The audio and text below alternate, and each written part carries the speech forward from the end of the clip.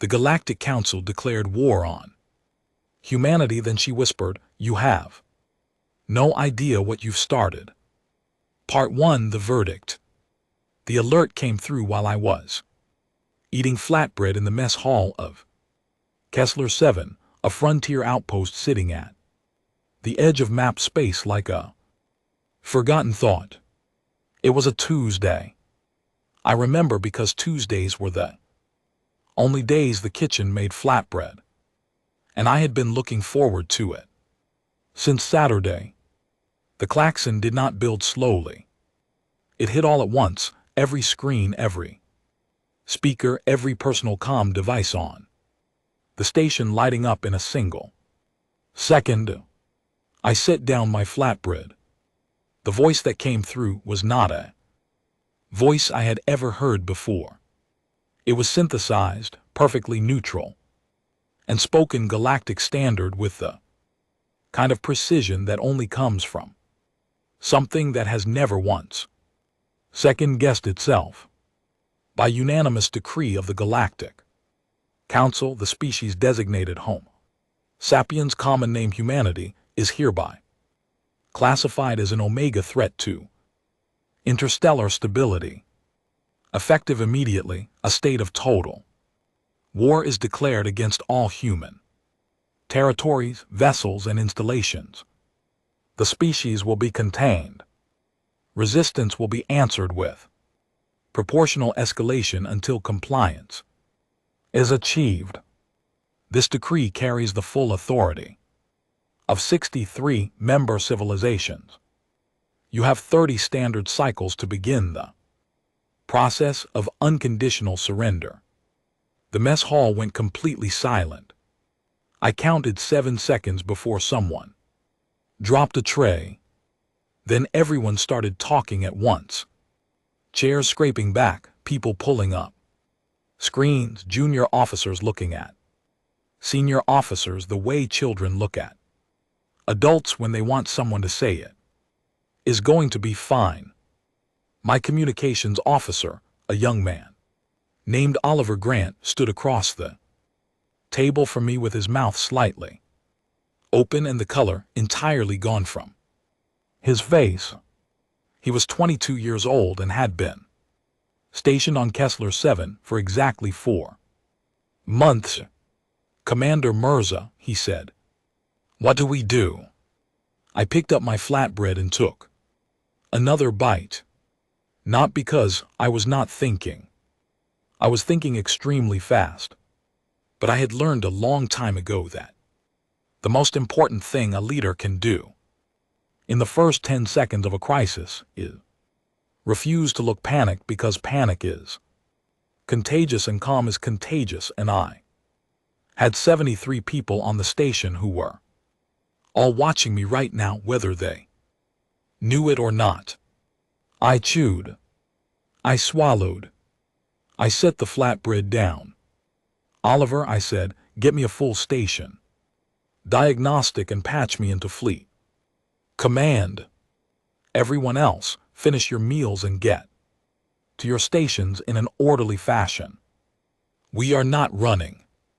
People moved. They were scared, but they moved because that is what people do when someone tells them clearly what to do with confidence. It is one of the stranger and more reliable things about human beings. I walked to the command deck. The broadcast was still playing on a loop on the main screen, the Council's decree cycling through every major human language. I watched it for a moment. 63 civilizations, 30 cycles, omega threat. I pulled up everything we had on the Galactic Council's military doctrine. It was not a lot. The Council had never needed a military doctrine the way humans understood one, because in 4,000 years of recorded interstellar history, no species had ever told them no and meant it. They had enforcers. They had peacekeepers. They had fleets designed to overwhelm, to intimidate, to arrive and make Resistance feel pointless. What they did not have, what they had, never needed, was a doctrine for fighting something that did not know it, was supposed to give up. I sat in the command chair and started pulling numbers. Kessler 7 had 4 ships docked. The Meridian, the Canton Bridge, the Opal Shore, and my flagship, the Endurance. Combined firepower, they were not impressive by any serious measure. Against a Council enforcement fleet, we were 4 against many. The math was not good. But math is not always the whole story. Lieutenant Commander Diane Ford came to stand beside me. Diane was 10 years older than me, had served on 3 frontier stations, and had the kind of face that looked permanently like she was doing arithmetic in her head, which was usually because she was. They listed 63 member civilizations. She said quietly, "That is the whole council. Every species voted." I noticed, I said. That means this was not a fast decision. They planned this. I know. Which means they have assets already in position. Almost certainly. She paused. How are you this calm right now? I looked at the broadcast still cycling. On screen, the council spokesperson, a tall, gray-skinned counselor named Vreth Zyle, who I had seen in diplomatic feeds before, was speaking with the absolute confidence of someone who had never once considered that the situation might not go as expected because they made their first mistake. About 6 minutes ago, I said. Diane looked at me. What mistake? They announced it. She blinked. They are required to announce a declaration of war under interstellar law. I know. And now so do we. They told us exactly what they are doing, what their timeline is, and what they want from us. I pulled up a secured channel on the console beside me. They think that announcement is a weapon. They think the sound of 63 civilizations speaking at once will make us freeze. I typed in an encryption key. They have never dealt with a species that planned for this. Planned for. Diane stopped. HFY protocol. I pressed send on the message I had composed.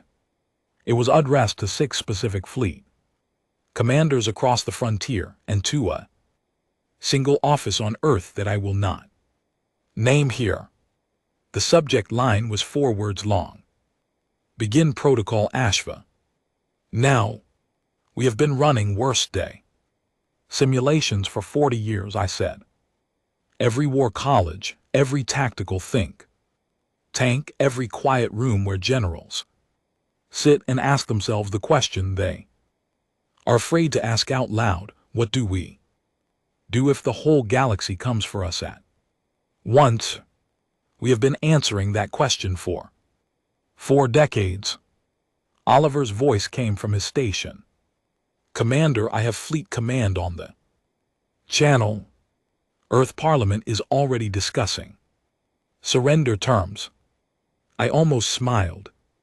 Patch me in, but do not let them see my feed yet. I want to listen first. The Parliament channel opened. I could hear the voices, measured, frightened, trying to sound reasonable. Words like proportional response and diplomatic options and civilian protection. All reasonable words. All the right instincts for people sitting safely in buildings on a planet that had not yet been touched. The frontier was different. On the frontier, you learn something that people in safe buildings sometimes forgot, that some situations do not respond to reasonableness. Some situations only respond to the thing waiting on the other side of reasonableness. Oliver, I said, not looking up from my console. When Parliament finishes speaking, send them a courtesy message. Tell them Kessler 7 is operational and responding to the situation. Yes, Commander. Do I tell them how we are responding? I finally looked up at the main screen. Vrixta's face was still cycling through the broadcast, perfectly certain, perfectly confident. No, I said. Let it be a surprise. 3 decks below me, in the surveillance room that monitored all outgoing communications from Kessler 7. A Council intelligence operative named Sinvala, embedded on our station for 8 months under the cover of a trade observer, was watching me on a small screen and composing a report to send back to Velkev, the Council's administrative homeworld. The report was 1 paragraph long. She had filed hundreds of reports in her career, and she had a gift for reading the room. The paragraph she wrote that day was flagged immediately when it arrived at Council intelligence. Her supervisor read it 3 times, then passed it up the chain. It said the human commander on Kessler 7 received the declaration of war, sat quietly for 4 minutes, and then began giving orders with the energy of someone who has been waiting for this moment. She is not behaving like a being who has just been told she is going to lose. I do not know how to classify what she is behaving like. Recommend immediate reassessment of anticipated human response patterns. I did not know about that report for a long time, but later, when I did read it, I thought Sinvala was remarkably perceptive, because she was right. I had been waiting for this moment, not because I wanted a war. Nobody who has ever stood on a frontier station, thin atmosphere between them and the void, wants a war. It is a cold and lonely and exhausting thing, and it does not build anything by itself. But I had read the Council's internal position papers, the ones that leaked through back channels over the years, and I had understood something that my superiors in Parliament had not wanted to believe. The Council did not intend to negotiate the population caps treaty, the expansion limit, the resource access agreements. They were never designed to be fair. They were designed to be impossible. They were designed to give the Council reason. They had been looking for an excuse for a long time, and now they had given us one too. I stood up from the command chair, straightened my uniform jacket, and walked to the wide viewport at the front of the command deck. The stars outside were exactly as they always were, cold, distant, indifferent. They did not care about declarations. They did not care about councils or fleets or the pride of 63 civilizations. They were just there. And so were we. 63 civilizations, I said to nobody in particular. Diane heard me anyway. Yes, she said. I wonder, I said, if any of them stopped to ask whether we had been counting them too. Diane was quiet for a moment. Then carefully, had we? I turned from the viewport. There was work to do. For years, I said. Part 2, what we are. The first strike came on a Friday. Not that the day of the week mattered to the Council. They do not observe human calendars, do not have a concept of weekends or the particular small exhaustion that builds through a working week and earns a person 2 days of rest. But it mattered to me because I had grown up in a world where Fridays meant something, the end of effort, the beginning of a small freedom, and there was something almost personally Offensive about the council choosing Friday to end the world we knew. They hit 3 outer colonies simultaneously. Delphi Station, Margrave's Rock, and the settlement on Kepler's Ridge. I watched the telemetry come through in real time on the command deck of Kessler. 7, 3 clusters of light going dark on the tactical map in the space of 11 minutes, and I did not say anything for a long while. The colonies were not military installations. They were small, agricultural mostly. Few thousand people each growing food for the frontier outposts and doing the slow, patient work of making a hostile planet livable. The council ships did not destroy the habitats. They were precise. They knocked out power, communications, and propulsion, disabled, not decimated, and then parked in orbit and waited. It was a message. This is what we can do. Imagine if we chose to be less restrained. Lieutenant Commander Diane Ford stood behind my left shoulder and said, "Nothing." Oliver Grant at Communications was very still. The rest of the command deck was the same kind of quiet that falls over a room when everyone is thinking hard and none of the thoughts feel safe to say out loud. "They could have," Diane said finally. "Yes," I said. "They chose not to." "Yes." She understood what I understood. The council wanted surrender, not rubble. Rubble cannot sign a treaty. Rubble cannot be a cautionary example held up to the next species that grew a little too fast and asked for a little too much. They needed us afraid and compliant, not simply gone. That was their second mistake. The first had been announcing the war. The second was assuming that what humans feel when they see 3 colonies go dark is the kind of fear that makes them small. It is not. I'm not going to pretend that what I felt watching the telemetry was simple or clean. It was not.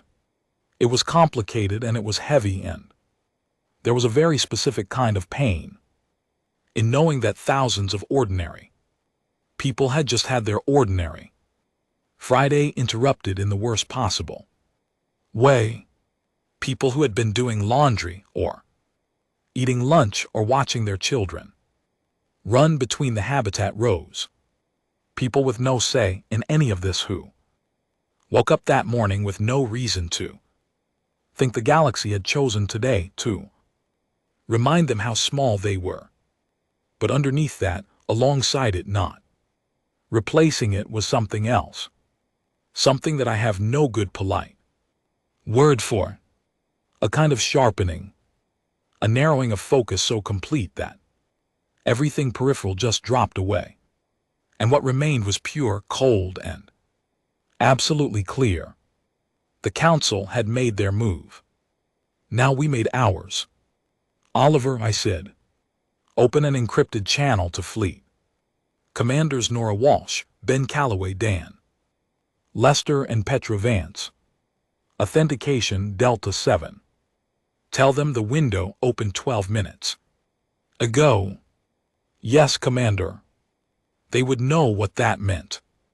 We had not spoken about it openly, but the worst day doctrine had been circulated among frontier commanders through a system of graduated access for a decade. If you were stationed far enough out, if you had served long enough, if you had read enough of the right classified position papers and asked enough of the right quiet questions, you eventually got access to a document that had no official title, only an index number, and which laid out in careful and methodical detail exactly what to do if the scenario we were currently living in ever came to pass. The first principle of the worst day doctrine was this: the frontier responds before the Parliament does. Not because the Parliament is wrong, but because the Parliament is far away and the frontier is right here, and the opening moments of any conflict are the ones that define everything that follows. The second principle was, do not fight the enemy's war. Fight your own. The Council's war was one of mass and firepower. Their enforcement fleets were enormous, heavily armed and designed to project dominance across vast distances. They were built to make a single, overwhelming point and then wait for the other side to accept it. Our war was something entirely different. The worst day doctrine was built on a truth that Earth's military planners had arrived at through 40 years of the most uncomfortable kind of honest thinking. We will never outgun the galaxy. We are one species on a handful of worlds with a few centuries of space flight behind us. In a straight contest of mass and firepower we lose. The numbers are not close, but a straight contest of mass and firepower is only one kind of war. There are other kinds. The model we had built was not drawn from our experience in space. It was drawn from something much older, from every account of every conflict in human history where the smaller side had refused to die on schedule, from forest fighters who knew their terrain, from sailors who understood their waters, from the long record of people who had been told the situation was hopeless and had decided with full information to disagree. The specific name of the doctrine, HFY, was Oliver's contribution, actually offered during a simulation exercise 2 years ago when he was an even younger junior officer attached to a war college review. HFY is the chess piece that moves in the shape of an L that jumps over everything between itself and its destination that cannot be blocked by anything placed directly in front of it. He had said it in passing, almost apologetically, as if he expected to be dismissed. I had written it down. The first move of HFY protocol was geographic. The 4 ships of Kessler 7 did not hold position and did not retreat toward Earth. We split. The meridian took a route curving out toward the high dark between systems. The Canton Bridge and the Opal Shore went in 2 different directions at angles that no standard pursuit algorithm would flag as a coordinated movement. The Endurance, my ship, folded into a debris belt 300,000 km from Kessler 7 itself and went almost entirely dark. To the Council sensors, 4 ships became static and then became nothing. Not destroyed, just gone. That alone generated 17 minutes of internal Council communication that our signals intelligence picked up and decoded in fragments. I will summarize the relevant part. They did not know where we were, and they were not accustomed to not knowing where things were. We had 2 days before the Council's patrol fleet reached the Kessler region. In those 2 days I slept 4 hours, drank more coffee than was reasonable, and ran the same tactical problem from 11 different angles.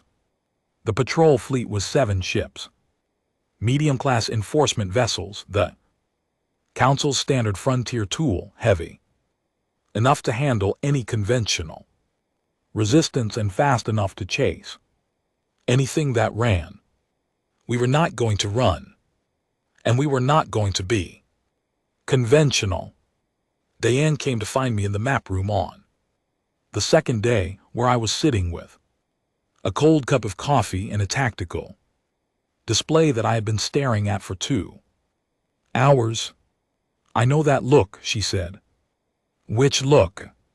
The one where you have already decided what we are doing and you are just checking the math one more time.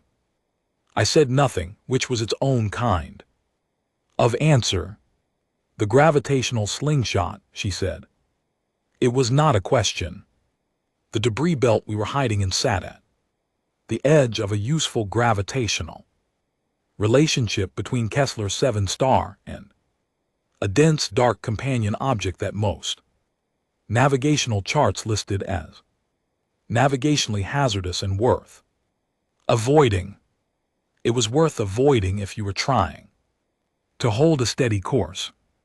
It was extremely useful if you were trying to generate a sudden, unpredictable velocity change without using your main engines, because engine signatures show up on sensors, but the pull of gravity is invisible right up until its effect is not.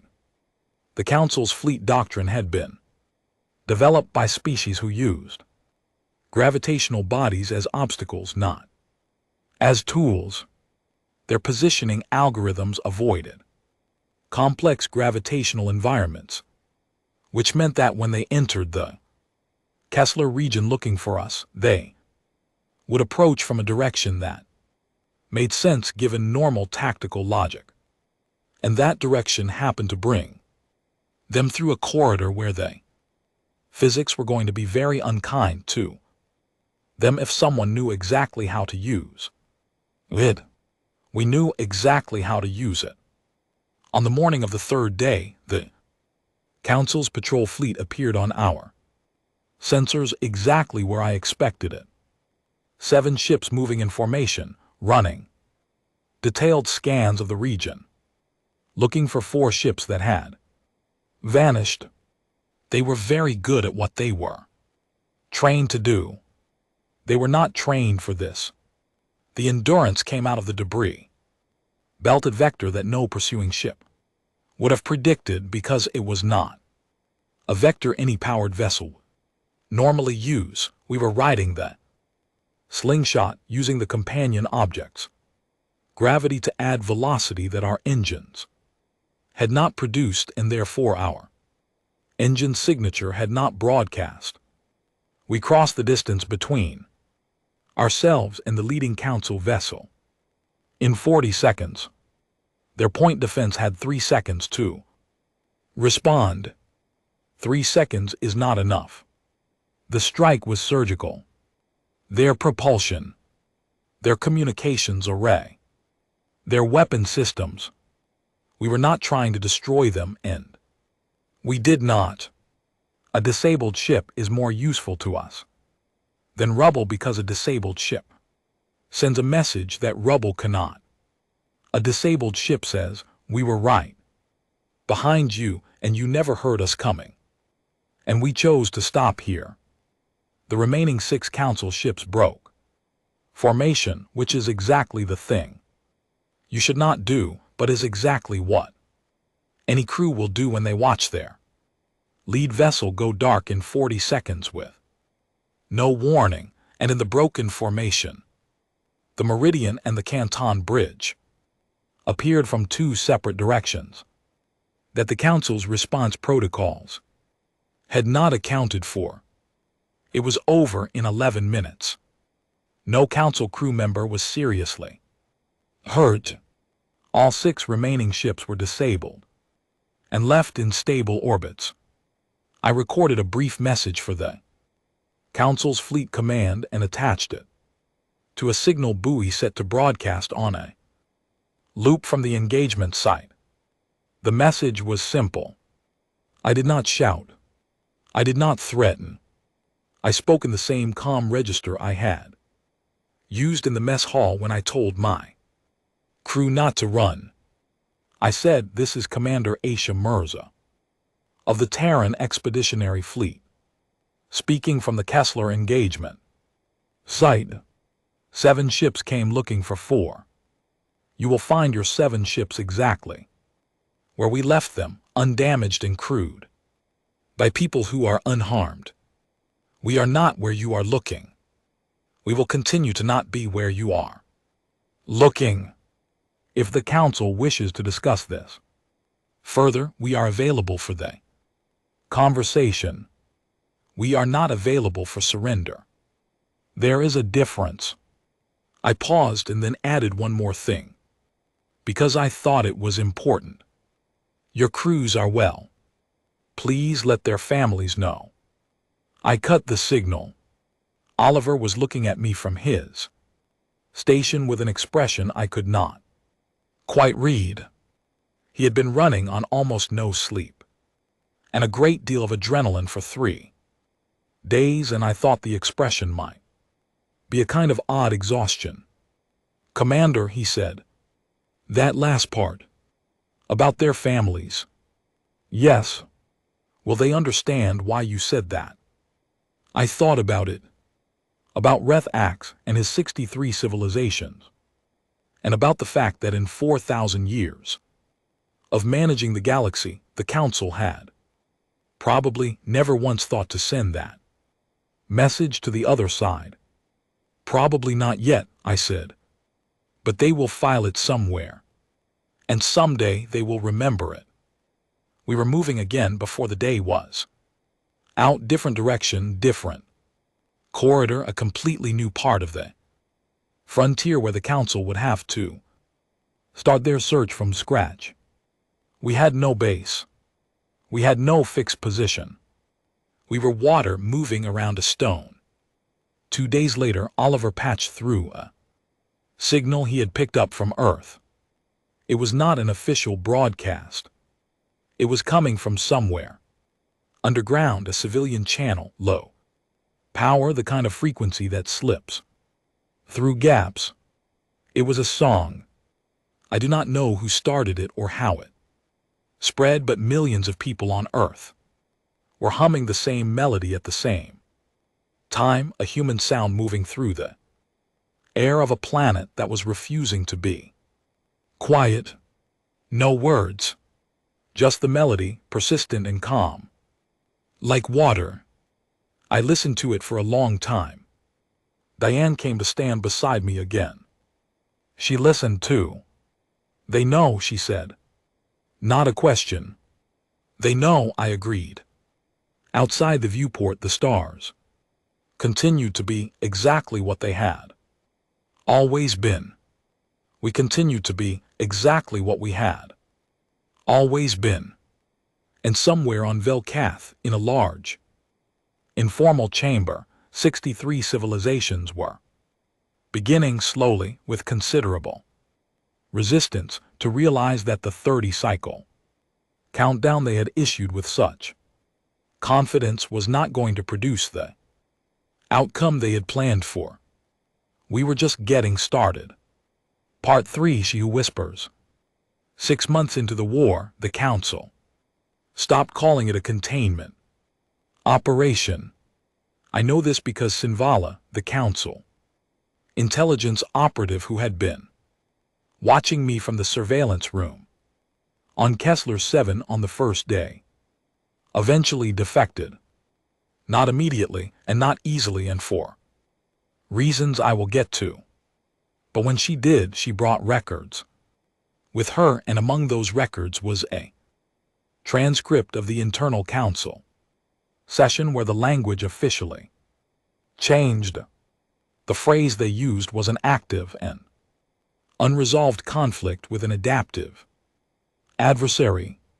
What they meant was, we cannot find them, and when we do find them, we cannot catch them, and when we do catch them, it does not go the way it is supposed to go. 6 months of this had taught the Council several things about human beings that they had not known before, or had known in the abstract and not taken seriously enough. The first thing was that we were genuinely comfortable operating without a fixed base. Every species in the Council maintained at least one home world, one core territory, one place that was the heart of the civilization and which had to be defended no matter what. That centralized heart was how the Council's military doctrine worked: find, The heart threaten the heart, watch the other side protect the heart, and in protecting it expose themselves. We did not do this. Earth was real. Earth mattered. It was home in the deepest possible sense, and if the council had been paying attention to what humans actually said and wrote and sang in those months, they would have heard just how much it mattered. But Earth was not our weakness. Earth was our origin. Our fleet did not coil around Earth to protect it. It spread outward into every dark corridor and debris field and gravitational fold in the frontier. Because the only way to protect the thing you love most is sometimes to draw the danger as far away from it as possible. The council's planners kept waiting for us to make the move they would have made: fall back, consolidate, defend the core. We did not make that move. We made different moves, unexpected moves that their models kept failing to predict, because their models were built on the assumption that we thought the way they did. We did not think the way they did. My name had acquired a second version by this point.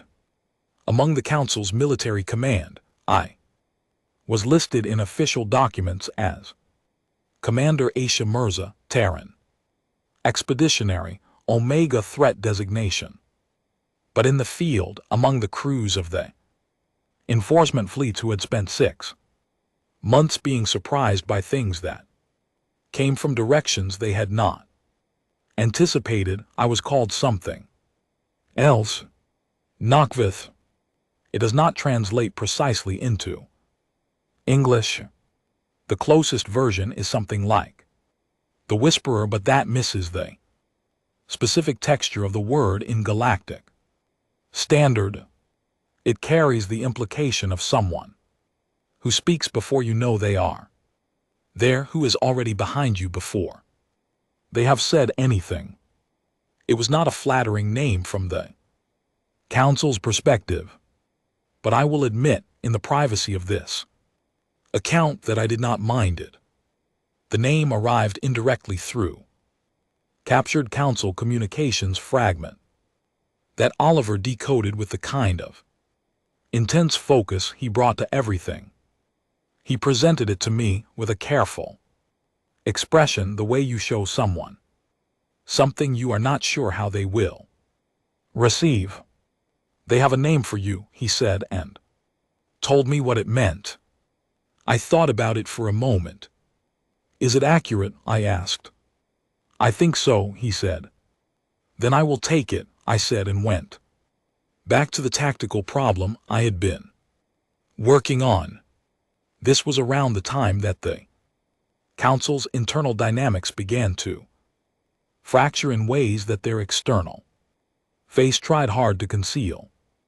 The 63 civilizations had voted unanimously for the war declaration, but unanimous votes are sometimes less unanimous than they appear.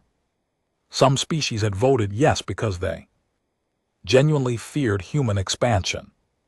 Some had voted yes because voting no would have put them in a difficult position with the majority.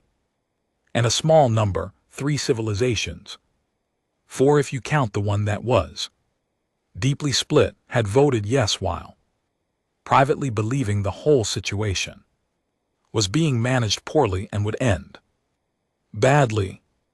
That last group had begun, quietly, to keep notes. Sinvala was part of this process, which is why her eventual defection was not as simple as fear or sympathy, though both played a role. She was a careful thinker who had spent 8 months watching human beings at close range, and she had arrived at conclusions that were increasingly difficult to reconcile with the Council's official position on what humans were and what they were doing. I met her in person for the first time on day 163 of the war, in a neutral junction point that neither side officially claimed. She arrived alone without weapons and with a data package that took our intelligence team 6 hours to fully process. She was gray-skinned and tall and had the slightly formal bearing of someone from a culture where showing emotion publicly is considered a form of vulnerability.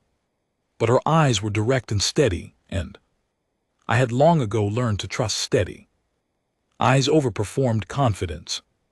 We spoke for 2 hours. I will not record everything from that conversation. Some of it is not mine to share, and some of it matters less than what she said at the end when she was preparing to leave and we were standing at the exit of the small room where we had met. She said, "I want to ask you something, and I want you to tell me the truth." "I will try," I said. "Are you afraid?" I looked at her for a moment. It was a genuine question. She had spent the entire conversation analyzing everything, my tone, my answers, the way I paused before certain words, and this was the thing she still could not resolve. "Yes," I said. "Every day." She was quiet. "Then you do not show it." "No," I said. "But that is not the same thing as not feeling it." She left. She filed her defection papers with our fleet 3 days later. But what I have always remembered about that conversation is not the intelligence she brought, valuable as it was. It is the question itself. Because Sinvala had been watching humans for months, had watched us fight and improvise and refuse to stop, and the thing she could not understand was whether we were genuinely unafraid or whether we were pretending. The answer was neither. We were afraid and doing it anyway. And to a species that had spent 4,000 years in a civilization structured around predictable, rational responses to clear incentives, that specific combination, fear plus forward motion, was the most incomprehensible thing we did. The council had categories for bravery. They had categories for recklessness. They did not have a category for someone who knows exactly how dangerous the situation is, has calculated the odds, and responds by becoming more focused rather than less. I thought about this a great deal during those months because it was not only about me. It was about Oliver, who had spent an interrogation, I will come to this, teaching his captors card tricks. It was about Diane, who maintained her precise mathematical thinking in situations that would dissolve most people's ability to add 2 numbers together. It was about every crew member on every frontier ship who had signed on knowing the assignment was hard and who kept turning up. The interrogation happened in month 5, 1 month before I met Sinvala. The council captured Oliver during an intelligence exchange that went wrong. It was a clean capture, no violence, no damaged ships, simply Oliver in the wrong place when a council patrol arrived with better timing than we expected. By the time I knew about it, he was already on a council vessel and being transported to a processing station. I want to be honest about what that felt like. Oliver was not just a crew member. He was 22 years old and had named the doctrine that we were fighting the entire war with almost by accident, a simulation exercise where he had been half afraid to speak. He was earnest in the way that young people are earnest before the world has spent years sanding the enthusiasm off them. He made terrible jokes and kept getting better at them. I was not objective about his safety, which is precisely why I made myself sit down, take 20 minutes and think about it as coldly as I could. What did the council want from him? Intelligence clearly, positions plans, communications encryption. What would they do to get it? They would try the standard approaches. Reasonable conversation first because the council prefers compliance to conflict, then pressure, then whatever their equivalent of persistence was. What would Oliver do? I thought about it for those 20 minutes. And then I thought about how the council would be thinking about it, what their models predicted a captured human junior officer would do, what the playbook said about extracting intelligence from an isolated and frightened young person with no backup and no immediate prospect of rescue. And then I started planning the rescue because I was never going to just leave him there, and I knew roughly where the processing station was. What I did not know, and learned later from Oliver himself, was what actually happened in that interrogation room. Oliver taught them card tricks. Not immediately. He was scared at first, and he did not pretend otherwise. But once it became clear that the council's intelligence officers were going to spend a great deal of time asking him questions he either could not or would not answer, and that the process was going to take a while, he apparently decided that waiting in silence was worse than doing something with his hands. He had a standard deck of cards in his jacket pocket. He always had a deck. He had been learning sleight of hand for 2 years as a hobby, the way people pick up small skills because they like the feeling of getting better at something.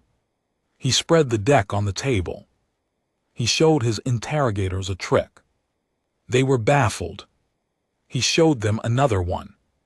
By hour 3, according to the records Sinvala later brought us, the interrogation had effectively stopped, and 3 council intelligence officers were watching a human junior officer make cards appear and disappear while explaining patiently the principle of misdirection, which was, I have always thought, among the most perfect things that has ever happened. The rescue was not elegant. It was fast, unconventional, and made no tactical sense if you were trying to fight by a traditional plan, which is exactly why it worked. I used the Endurance and 2 smaller vessels in a pattern that the council station defense predicted would come from one direction and then came from 2 other directions at the same time. The whole operation took 19 minutes. Oliver was back on the Endurance with a slightly dazed expression and a story he has told at every gathering ever since. The debriefing took 2 hours.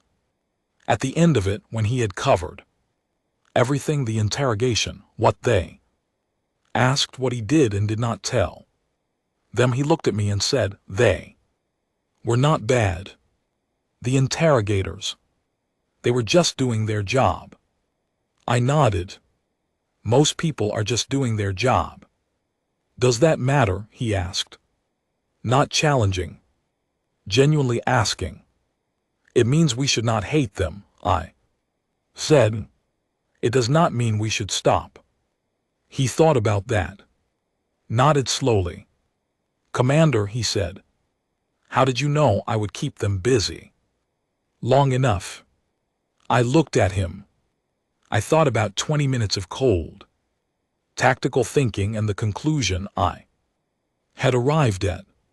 Because, I said, you have never once walked into a difficult situation and given up.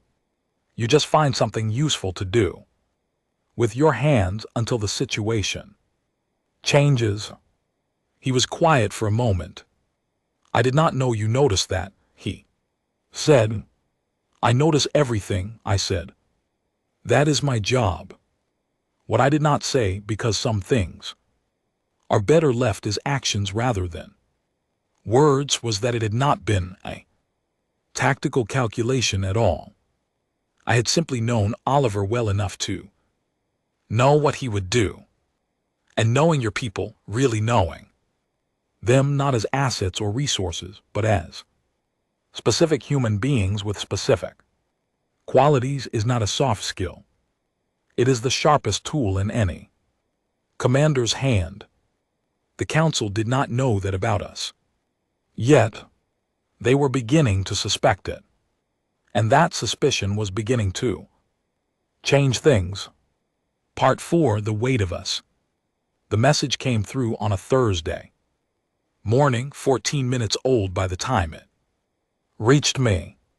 14 minutes is how long light takes to travel between Earth and our position at that moment.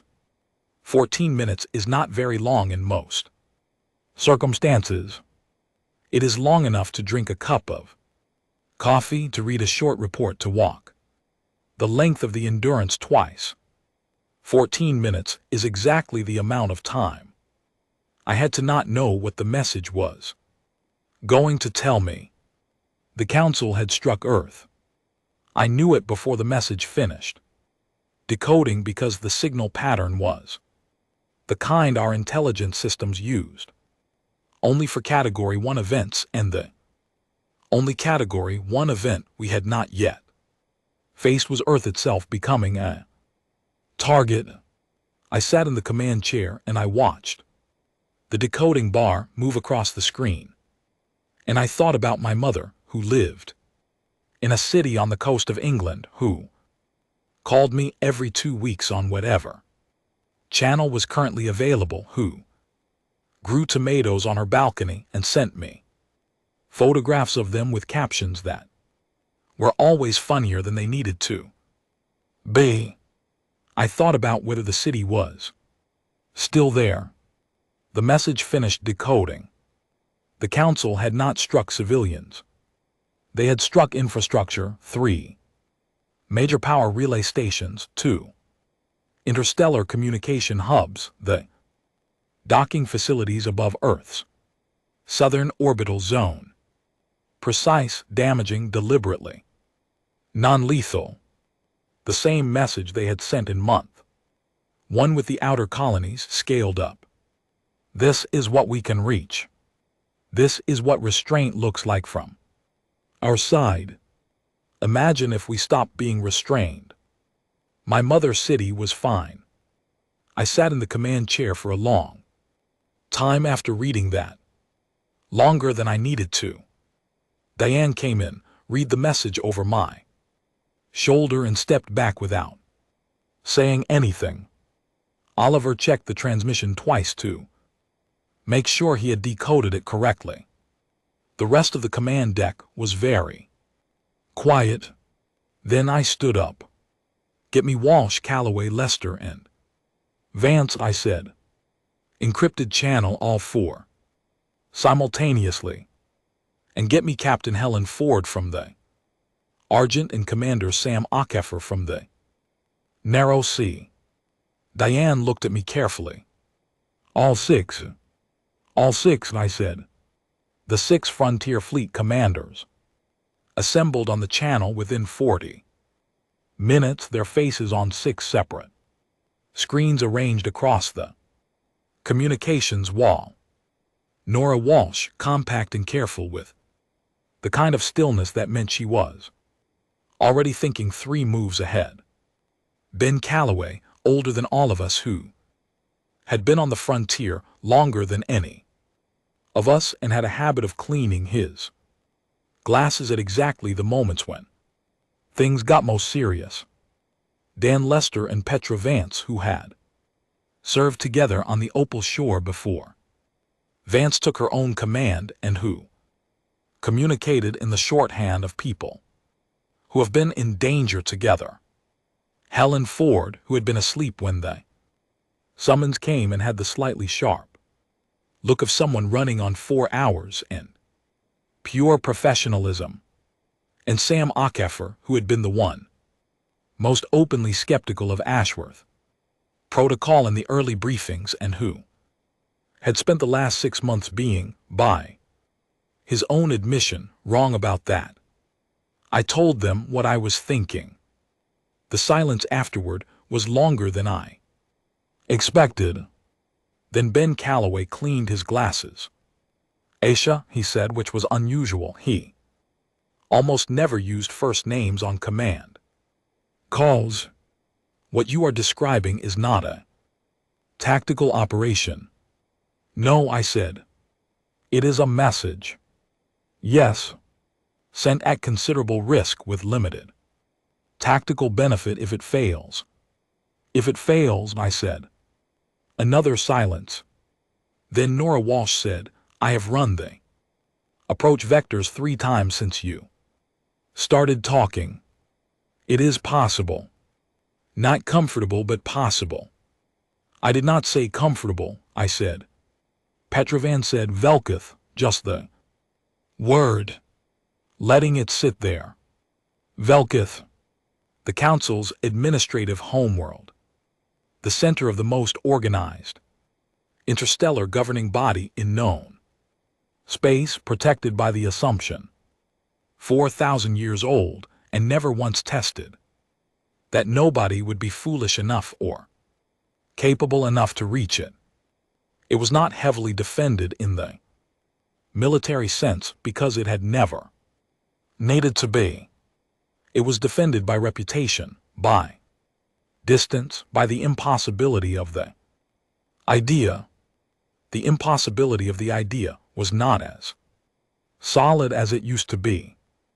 We are not attacking it, I said for the 3rd time in the conversation, making sure every person on those 6 screens understood this exactly. We are arriving at it. There is a difference, and the difference is the entire point. The plan I had been working on for 2 days since before the Earth strike, if I am honest, since the moment 6 months ago when I had realized where this war was eventually going to have to go, was called Ashford's Gambit after the chess piece, after Oliver's offhand observation in a war college simulation. The night, the piece that cannot be blocked, the piece that moves in the shape of an L, that jumps over everything in its way, that arrives in places the opponent had not thought to defend because they had not thought the opponent could get there. The Council was good at blocking what it could see coming. It had no framework for what it could not see coming. Velkith was 11 days from our current position through a combination of dark corridors, gravitational shortcuts that the Council's navigational charts listed as unusable, and a sequence of micro jumps that would look to any monitoring system like equipment misfires rather than intentional movement. The Endurance's navigation officer, a quiet, precise person named Kate Hollies, who had spent 3 years before the war charting exactly the kind of routes the Council considered impassable, had designed the route. She had been designing it in her off hours for 4 months. When I asked her why she had started without being told to, she looked at me with an expression that suggested the answer was obvious. Someone was going to need to go there eventually, she said. I thought it should be us. I love Kate Hollies. The 6 commanders agreed in the end, which was not a surprise. They were frontier people. They had come to the same conclusions I had independently over 6 months of a war that was going better than it should, and still not ending. The Council would not negotiate from a position of comfort. We had made them uncomfortable, but we had not yet changed the shape of the conversation. To change the shape of the conversation, you had to change what the other side thought was possible. We departed in 2 groups, 3 days apart, from positions far enough from each other that the movements looked unrelated. 6 ships, 5 different approach. Corridors, 1 destination. The Endurance went first. Kate Hollis sat at the navigation console and guided us through routes that felt sometimes like threading a needle in the dark, and she did it with the calm concentration of someone who has prepared so thoroughly that the difficulty has become familiar. On the 4th day, Ben Calloway's ship, the Resolution, sent a brief communication that made everyone on the Endurance laugh, a sound that felt strange and good after the weeks of tension. He had discovered that one of the gravitational corridors Kate had charted passed through a region that the Council's astronomical surveys had classified as of no navigational interest. It was of considerable navigational interest. It was also, he noted in his message, extremely beautiful in a way that was hard to explain, but that he was going to try to paint when the war was over. Ben Calloway painted landscapes. I did not know this until that message. It is one of the things you learn about people in long, hard situations, that they carry whole interior lives that the job does not show you. On the 7th day, I recorded a message. This was the part of the plan I had not told the other commanders about in detail, because I had wanted to be certain of it myself before I said it out loud. It was also the part that I thought mattered most, more than the tactical surprise, more than the demonstration of reach, more than anything the ships themselves represented. I recorded the message in the small room adjacent to the command deck that served as my office, sitting at the desk with a fixed camera and no notes. I spoke in Galactic Standard, which I had learned over 3 years of frontier duty well enough to manage without a translator. I said, "This is Commander Aisha Mirza of the Terran Expeditionary Fleet. I am transmitting this message on approach to Velkath and broadcasting it on every open channel that reaches your homeworld. I want to say 3 things, and I want to say them clearly. The first is this: we are coming. You will see us on your sensors within the next 48 hours. Do not be alarmed by the number of ships. There are not as many as you will imagine, because the sensors you use for deep space approach detection were not calibrated for the method we used to get here. The second is this: we are not attacking. I want to be exact about that word. We are not going to fire on your home world. We are not going to threaten your civilian population.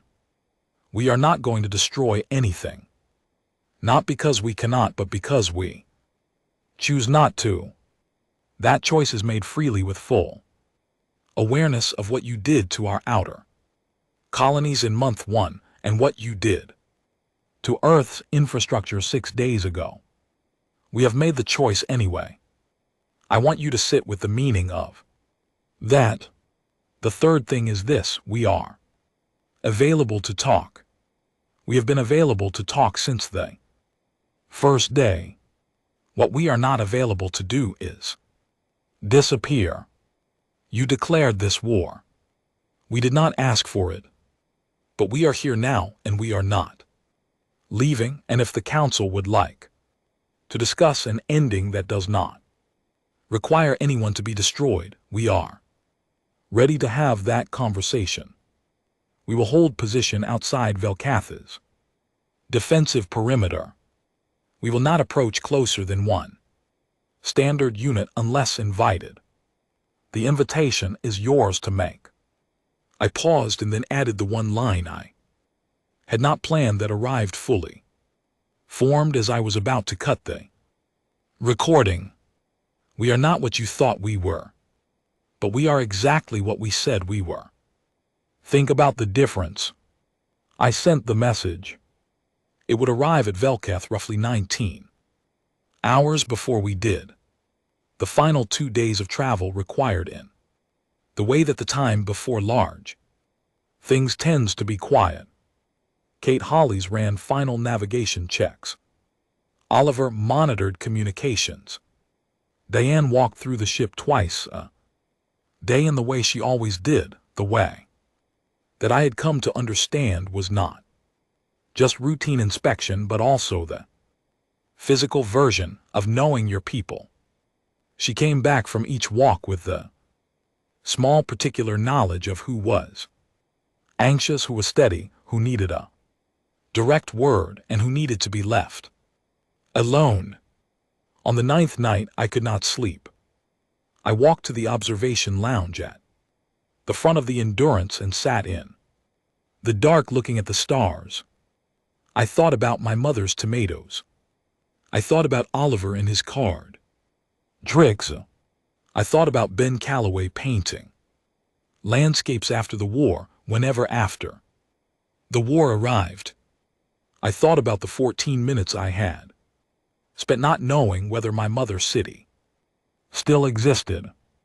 And I thought about the fact that somewhere on Velketh, in whatever room the council used for its private emergencies, 63 civilizations or their representatives were reading my message and confronting something they had not planned for and could not file neatly into any existing category. I was not gloating. I want to be clear about that. There is a version of this story where the person telling it is triumphant, where the arrival at Velketh is the moment of victory and the moral is simply that we were stronger than they thought. That is not what I felt. What I felt was heavy. The good kind of heavy, the weight of something that matters, the weight of something you carry carefully because it cannot be put down. We had not come to Velketh to win. We had come to change the question. Winning and losing were the council's framework, and we had been fighting in their framework for 6 months. This was the moment we stepped outside it. On the 10th morning, Velketh appeared on the long-range sensors. Kate Hollies called it out quietly, as she called out everything with the precise calm of someone doing their job exactly as it needs to be done. There it is, she said. I looked at the display. A small bright point growing slowly larger as we moved toward it. Yes, I said. There it is. And for the first time in 6 months, I thought we might actually get through this. Not because we had won. Because we had arrived. Part 5, what we've started. Vrethax was shorter than I expected. This is a strange thing to notice about the person who declared war on your entire species, but it was the first thought I had when I saw him in person. For the first time in the great chamber of Velketh. I had seen him on screens for months. The broadcast, the council announcements, the intelligence footage. And screens have a way of making things look larger than they are. He was tall by the standards of some species and short by the standards of others, gray-skinned and angular, with the bearing of someone who had been important for so long that importance had become invisible to him like the air he breathed. He looked at me for a very long time before he said anything. Around him, the chamber was enormous, built on a scale that I think was deliberately intended to make any individual standing in it feel small. The ceiling was somewhere above the level where details became visible. The walls were dark and smooth. The council members were arranged in a curved formation, each species given equal standing in the physical architecture of the room in a way that I appreciated. Even then it meant the design of the chamber had been built around the idea that all members mattered equally, even if the practice had not always matched the principle. My 4 ships were visible through the chamber's viewports, sitting in formation outside Velkath's defensive perimeter, exactly where I had said we would be. The council had sent out 3 representatives to meet us at the edge of the perimeter and escort us to the surface. It was not a gesture of trust. I was under no illusion about that. It was a gesture of controlled engagement, which was as much as I had asked for and exactly what I needed. I had brought Diane and Oliver with me. I had thought about bringing more and decided against it. The size of the delegation I brought was itself a message. We do not need to fill the room to make our point. Breathx finally said, "What are you?" The chamber was completely silent. 63 civilizations, or their representatives, waiting for my answer. Some of them I recognized from intelligence reports. Some were entirely unfamiliar species from the far edges of the council's reach, who had voted on the declaration and then watched the last 6 months with varying degrees of alarm. Some faces were unreadable to me, their emotional expression belonging to physiologies I had not spent enough time studying, but several were unmistakably the look of people who had not expected this day to arrive, who had believed the containment operation would resolve itself before it ever reached this moment. I thought about the question. Breathx had asked it as if it were philosophical, and it was. But it was also literal. He had spent 6 months watching us do things that did not fit his models, and the question underneath the question was, what kind of entity are you? What rules govern you? If I knew what governs you, I would know how to deal with you. I thought about my mother's tomatoes and Oliver's card tricks and Kate Holly's quietly charting impossible routes for 4 months in case someone needed them. I thought about the song that millions of people on Earth had hummed through the first weeks of the war, the melody, without words, that said nothing and meant everything. I thought about 14 minutes of not knowing and the decision I had made in the dark of the observation lounge. I said, "We are the ones who came here to negotiate." Breathx looked at me. I could not read his expression precisely, but I could read the stillness of it, the specific quality of someone who has received an answer that has landed somewhere they did not entirely expect. He said, "You came here with ships." "Yes," I said. "That is not how one typically opens a negotiation." "That depends," I said, "on the negotiation and on who you are negotiating with." I looked at the chamber around me, at the 63 species watching this exchange with the intensity of people who understand that something is happening that will be discussed for a long time after today. You declared war on us because you believed that arriving with force was the clearest way to make your meaning understood. We arrived with ships for the same reason. The difference is what we are asking for. Once we are in the room. The chamber was quiet. One of the council members from a species I recognized as the Kelrath, who had been among the 3 civilizations Sinvala had identified as privately skeptical of the war from the beginning, shifted in their position and made a sound that my galactic standard was not quite good enough to interpret. Breathx glanced at them briefly. "You said in your transmission," Breathx said carefully, "that you are not able to disappear. Correct. And that you are available to talk. Also correct. And that you are not available to surrender. Correct. And I want to explain why clearly so. There is no misunderstanding. I did not move from where I stood. I had chosen my position when I entered the chamber, and I was keeping it central enough to be visible to everyone, close enough to Vrethak's that the conversation was direct, far enough from the escort that I was not leaning on their proximity. We are not available to surrender, because surrender, in the terms your original declaration offered, does not preserve the things that are non-negotiable for our species.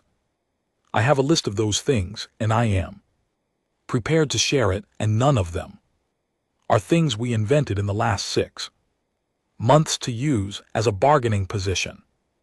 They are things we have needed for 100 years.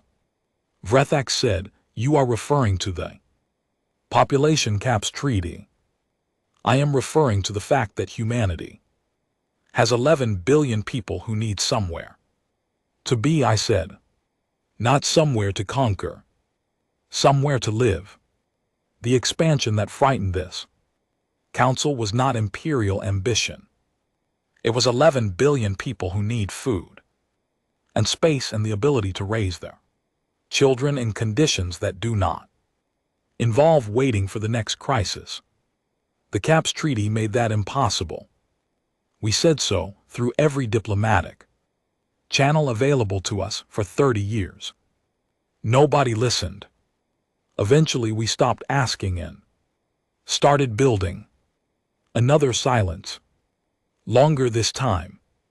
Diane was standing at my left shoulder, and I was aware of her stillness, the deliberate, chosen stillness of someone who is not going to move or speak, because she understands that this moment belongs to the argument being made and not to any individual person making it. Oliver was at my right. He was, I think, still slightly amazed to be in the room. He had that quality of attention that very young people have when they're watching something they know they will remember for the rest of their lives, present in the exact way that older people sometimes forget to be. It was Council Member Velrath of the Kelrath who spoke next. They had not been expected to speak.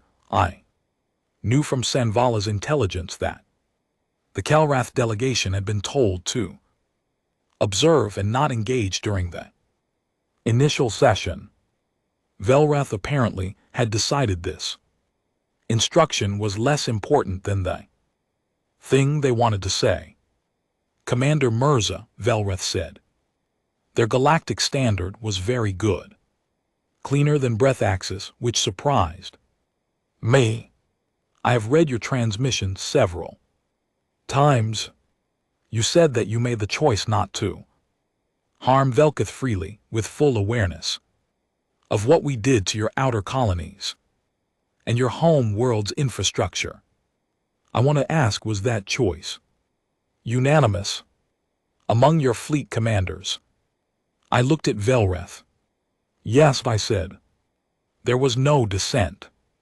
I considered the question carefully, because I wanted to answer it precisely. "There was doubt," I said. "There were people who asked whether the risk was worth taking. That is not dissent. That is intelligence. But the decision once made was carried by everyone." Velrath was quiet for a moment. "Then, we have 63 member civilizations. We have disagreed about almost everything in this chamber over 4,000 years. The declaration of war against humanity was the only unanimous vote in the last 600 years. "I know," I said.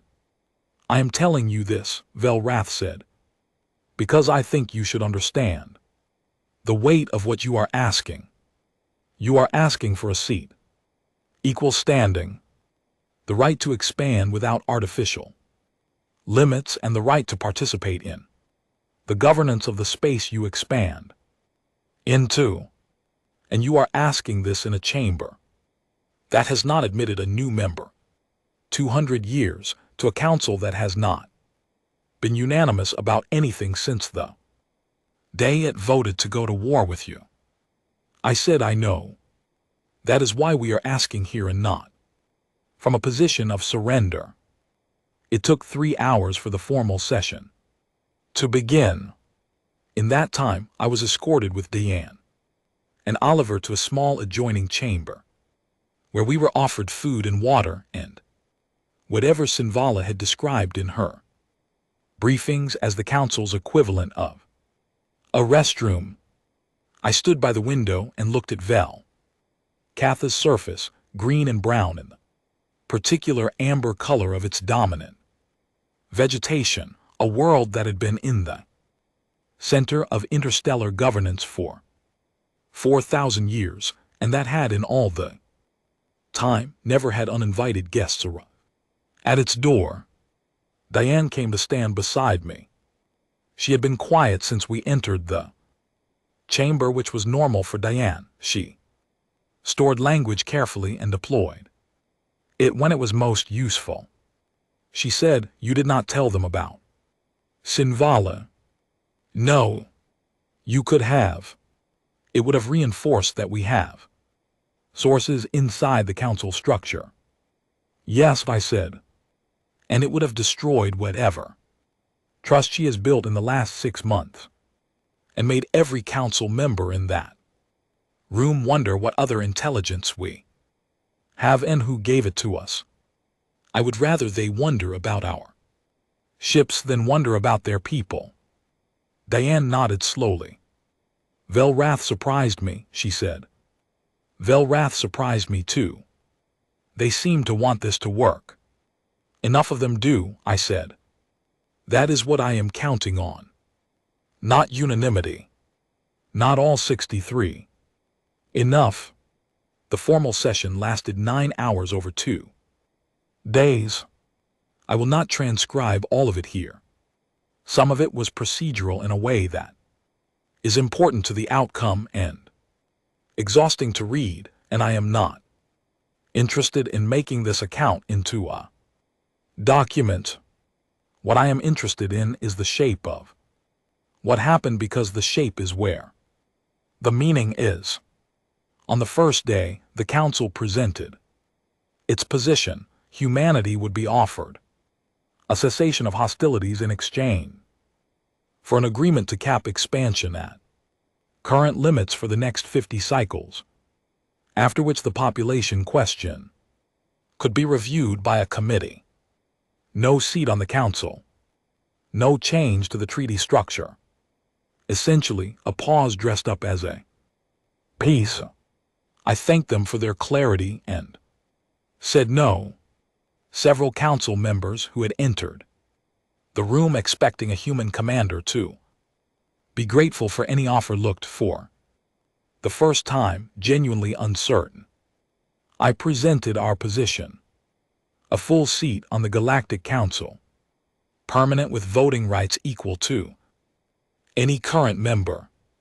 An immediate and permanent end to the population caps treaty and its replacement with a framework that would be negotiated collaboratively with human participation over a period of 5 cycles, and a formal acknowledgement, not a public declaration, just an acknowledgement in the record that the original declaration of war had been issued based on incomplete understanding of the species it targeted. The third item caused more disruption than the first 2 combined. The idea of any council acknowledging error formally in the record was apparently unprecedented. Velrath said, "You understand that this is not how the council operates." "I understand that it is not how the council has operated," I said. "I think how the council operates is going to change. We are at the beginning of that chain. Right now in this room. The acknowledgement does not need to be public. It does not need to be broadcast. It only needs to exist in the record. Because in 200 years, when someone reads this history, I want the record to reflect what actually happened. Vrethak said very quietly, you are thinking about 200 years from now. I am always thinking about 200 years from now, I said. That is one of the things you did not account for when you declared war on us. We planned for the very long term. We have to. We have 11 billion people. The second day began with a vote on our membership application, which required a 2/3 majority of council members to pass. I sat in the observation area adjacent to the chamber and watched the vote unfold on a display that Oliver had configured to translate the council's voting protocol into something we could follow in real time. 4 civilizations voted to continue the war. No amount of anything was going to change those 4 votes, and I had known this going in. There were species in the council that found humanity genuinely threatening at a level that could not be addressed in a 9-hour session, and the correct response to that was not to dismiss the concern, but to acknowledge it and commit to earning trust over time. I had said this in the session. I had meant it. 6 civilizations abstained. Also expected. Abstentions were their own form of communication. These were species that were not ready to vote yes, but were also not willing to vote for continued war. 9 voted yes. The result was read out by the chamber's administrative voice in the same flat, synthesized tone that had announced the war declaration 6 months before on every screen on Kessler 7. I sat in the observation area and let the sound of it settle over me without reacting immediately, because reactions can mislead, and I wanted to receive the information cleanly before I decided what to do with it. Humanity was now a member of the Galactic Council, the first species admitted under duress, the only species to have demanded it. I stood up, walked back into the chamber, stood where I had stood for 9 hours over 2 days. Thank you, I said. We will try to be worth it. Vrethak looked at me for a long moment. The look was different from the one at the beginning of the session. Something had shifted in it, not warmth exactly, but a quality of genuine engagement.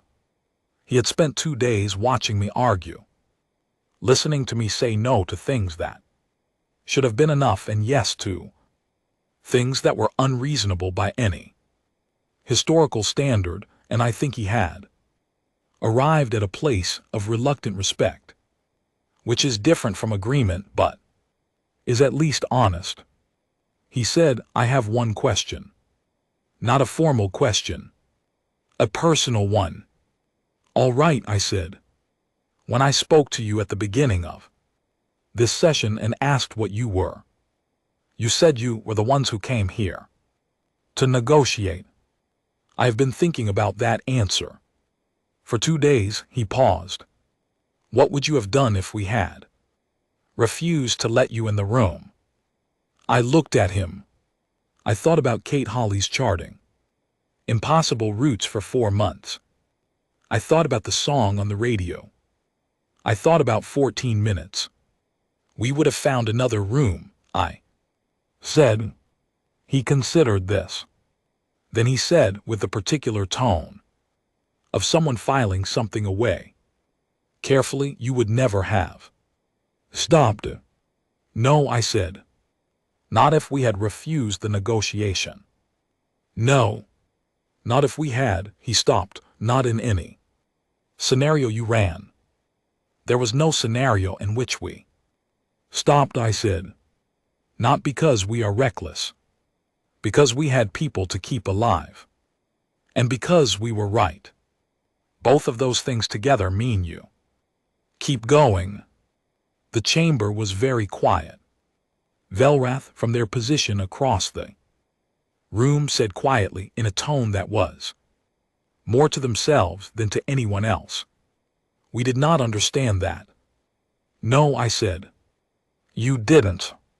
That is what I whispered to Breath Ask when he announced the war in a manner of speaking. You had no idea what you were starting. Not because you were careless, but because there was no data point in your 4,000 years of history for a species that operates the way we do. And how, Breath Ask said carefully, do you operate? I looked at the chamber. At 63 species, now 64, and the weight of 4,000 years of history around them, and the particular moment we were all standing in together. We operate, I said, like people who have already imagined the worst possible outcome, accepted it, and then decided to try anyway. We are not brave because we are not afraid. We are afraid constantly. We are brave because we have never once let the fear make the final decision. The return to the endurance was quieter than I expected. Diane walked with me to the shuttle, without speaking, which was comfortable. We were long past the point of needing to fill silence. Oliver was behind us, and I could hear him on his comm already beginning to draft the communication to Fleet Command. That would tell them what had happened. We lifted off from Velkath's surface, and I watched through the shuttle's small viewport as the planet fell away. Below us, the amber vegetation catching what light there was, the great chamber complex visible as a small dark geometry on the surface. 4,000 years, I thought. And then us. 3 weeks later, when we were back on Kessler 7 and the ceasefire was holding, and the first preliminary meetings of the expanded council were being scheduled, I received a private message from Breath Ask. No formal header, no council seal. Just a personal transmission addressed to me specifically, sent through a channel that suggested he had gone slightly out of normal procedure to send it privately rather than officially. It said, our historians are working on the formal record of the last 7 months. They are encountering a difficulty. They cannot agree on the classification. Some argue this should be recorded as a war that humanity won. Others argue it should be recorded as a conflict that humanity ended before a decisive military resolution was reached. The distinction matters for the category in which the record is filed. I thought you might have a perspective. I read the message twice. Then I wrote back 3 words. Does it matter? I sent it and went to the mess hall. Because it was Tuesday and the kitchen was making flatbread. I sat down. I picked it up. The stars outside the viewport were the same stars they had always been, cold and distant and indifferent to declarations and treaties and the particular gravity of moments that change things. They did not know or care that 64 species now shared a table that 63 had set without us. But I knew, and 11 billion people going about there. Tuesdays knew in the way that people know things that have been removed from the air, a pressure that was there yesterday and is not there today, a fear. That was the background frequency of everything and is now not vanished but changed its shape into something that can be carried rather than something that carries you. My comm buzzed. A message from my mother. She had sent a photograph of her. Tomatoes. The caption said, I heard it on the news. I always knew you would find a way. Also, these ones came out very well. I think it is the new soil mix. I looked at the photograph for a long time. Red tomatoes on a balcony rail with the city behind them and the sky beyond that. And somewhere beyond the sky, if you kept going, the whole enormous arguing, living universe of which we were now, officially and on record, and whether it liked it or not, a permanent part. I wrote back, they look perfect. Save me some when I get home. Then I ate my flatbread.